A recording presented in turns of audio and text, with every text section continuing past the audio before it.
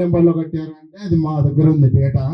ఆ సర్వే నెంబర్లు ఎవరి ద్వారా కట్టబడింది అంటే ఎవరైనా ఒక ఇంతకుముందు మీకు అవగాహన ఉండే ఉంటుంది, ఎవరైనా పెద్ద పట్వారి కానీ ఇంకొకరు కానీ వారి దగ్గరుండి వారి భూమిలో అంత విగ్రహ ప్రతిష్ట అది చేసి అది గ్రామానికి అప్పచెప్తారు. అదొక పద్ధతి.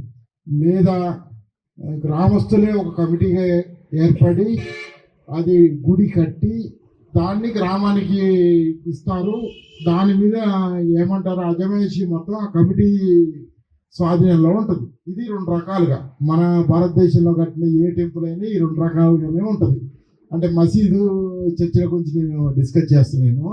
హిందూ దేవాలయాల గురించి మాత్రమే ఈ రెండు రకాలుగానే ఉంటుంది. అదేవిధంగా ఇప్పుడు రెండో విడతలో కనుక కట్టి ఉంటే అంటే ఎవరైనా ఒక వ్యక్తి కాకుండా గ్రామస్తులే కనుక వేసుకొని ఉంటే అది విరాళాల రూపంలో డబ్బులు అనేది వసూలు చేస్తారు. ఆ విరాళాల రూపంలో తీశారా లేదా అనేది కూడా గ్రామ సభ తెలియజేయాల్సి ఉంటుంది.